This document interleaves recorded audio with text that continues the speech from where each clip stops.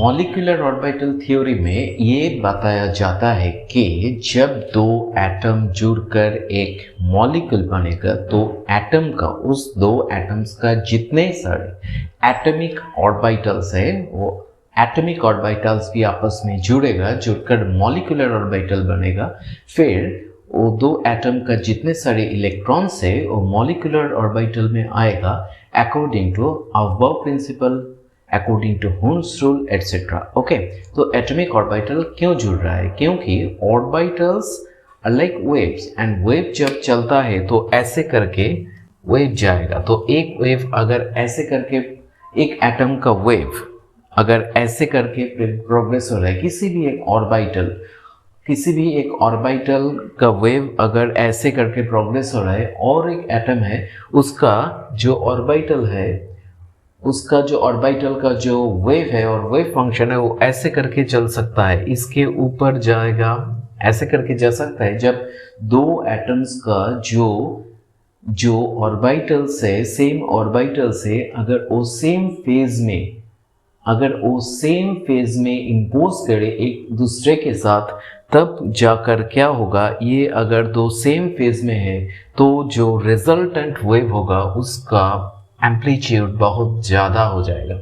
Okay, तो ये हो सकता है। और क्या हो सकता है? There is equal probability that two waves are imposing with each other in opposite phase में अगर जाता है तो एक जा रहा है ऐसे करके और दूसरा जा रहा है ऐसे करके, तो इसके जो रिजल्टेंट पे तो ये हुए और इसके जो रिजल्टेंट होगा उसमें तो वेव का जो एम्पलीट्यूड है वो कम होगा। ठीक है, तो जब two orbitals combine with each other, orbitals are considered to be wave. तो अगर दो हाइड्रोजन एटम का for each hydrogen atom 1s orbital is there, तो अगर दो हाइड्रोजन का दो 1s ऑर्बिटल जो के कंसिडर हो रहा है वेव के तरह, तो अगर एक हाइड्रोजन का 1s ऑर्बिटल का जो वेव है और दूसरे हाइड्रोजन एटम का 1s ऑर्बिटल का जो वेव है वो अगर सेम फेज में एक दूसरे के ऊपर जाए तो उसका रिजल्टेंट जो हो रहा है वो वेव का जो एम्पलीट्यूड है वो ज़्यादा हो जा रहा है। अगर वो एक दूसरे के डिफरेंट फेज में आकर जुड़े तब क्या होगा, उसका एम्पलीट्यूड अल्टीमेटली कम होगा।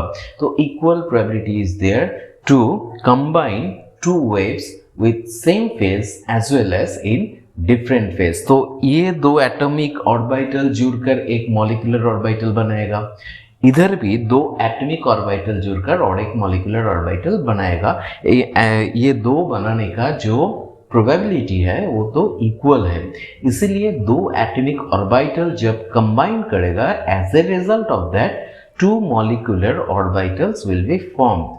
तो एक को कहेंगे हम बॉन्डिंग मॉलिक्यूलर ऑर्बिटल, जब वो सेम फेज में आकर गिरता है तो इसके लिए इसका एनर्जी कम होगा एंड इसको हम कहेंगे मॉलिक्यूलर बॉन्डिंग ऑर्बिटल। एंड जब वो डिफरेंट और ऑपोजिट फेज में आकर गिर रहा है तब उसका अल्टीमेटली एनर्जी ज़्यादा होगा और उसको हम कहेंगे एंटी बॉन्डिंग मॉलिक्यूलर ऑर्बिटल। तो क्लियर? तो two atomic orbitals when combine with each other then two molecular orbitals are formed. One is bonding molecular orbital जिसका एनर्जी कम होता है और the other one is anti bonding molecular orbital जिसका energy ज़्यादा होगा।